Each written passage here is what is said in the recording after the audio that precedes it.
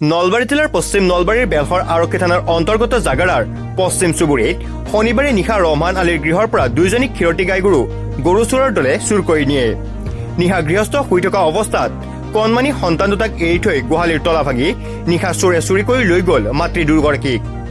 পশ্চিম নলবাৰী অঞ্চলৰ লগতে জাগাৰাত সঘনে সংঘটিত গৰু ছাগলী চুৰি কাৰ্যৰ লগতে দোকান চুৰি ঘৰ চুৰি কাৰ্য সংঘটিত হৈ আহিছে। ইয়াকে লৈ বহু পৰিয়ালে নিশা উজাগৰে কটাবলগীয়া হৈছে। চোৰৰ উপদ্ৰৱৰ পৰা গয়াৰে পৰিত্ৰাণ পাবলৈ বেলহৰ আৰক্ষী থানাই কি পদক্ষেপ ল'ব সেয়া হ'ব লক্ষণীয়।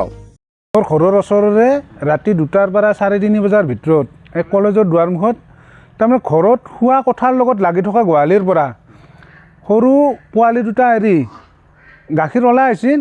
গাই দুটা ৰাতি লৈ গৈছে। গাই দুটাৰ মূল্য প্ৰায় 70,000 মান টকা হ'ব।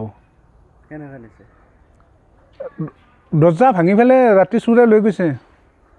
ইয়াৰ আগতো আজিৰ পৰা কেইমাহমান আগত আমাৰ এই কাষৰে একজনৰ লৈ গৈছে।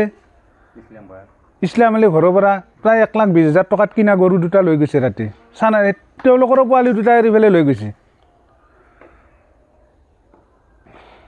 পুলিচৰ পেট্ৰলিংটো নিশ্চয় ইয়াত দিয়া নাই। পেট্ৰলিং দিলে হয়তো ইয়াত তাৰমানে হেৰি কৰিব নল্লা হয় আৰু। গতিকে বেলহৰ থানাৰ ভাৰপ্ৰাপ্ত আৰক্ষী মহোদয়ক কাটৰভাৱে অনুৰোধ জনাইছোঁ, ইয়াত যাতে জাগৰা কলেজৰ সন্মুখেদি ৰাতি প্ৰায় যাতে পেট্ৰলিং দিয়াৰ ব্যৱস্থা এটা কৰে, তাৰ কাৰণে কাটৰভাৱে অনুৰোধ জনাইছোঁ আৰক্ষী মহোদয়ক। অতি পৰিতাপৰ বিষয় যে এই ঘৰখনৰ আয়ৰ উৎস গাখীৰখিনি বেছি কিবা কৰি পৰিয়ালটোক পোহপাল দি আছিল, অকণমান খেতি বাতি কৰিছিল, তাত বাহিৰে বেলেগ কোনো কাম নাই। গতিকে সেইখিনিও এই চোৰৰ উপদ্ৰৱত মহিমূৰ কৰি পেলাইছে।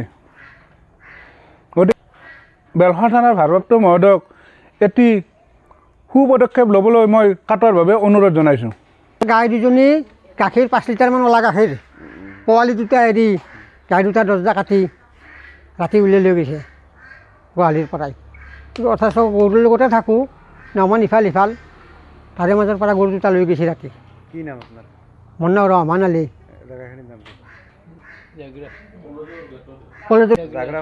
জাগৰা কলেজৰ।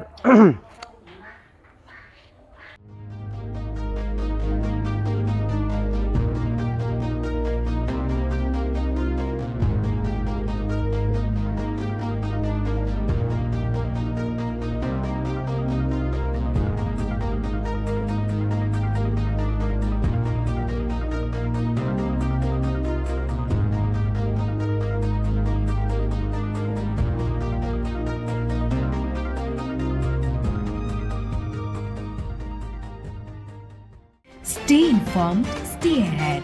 News NE 365.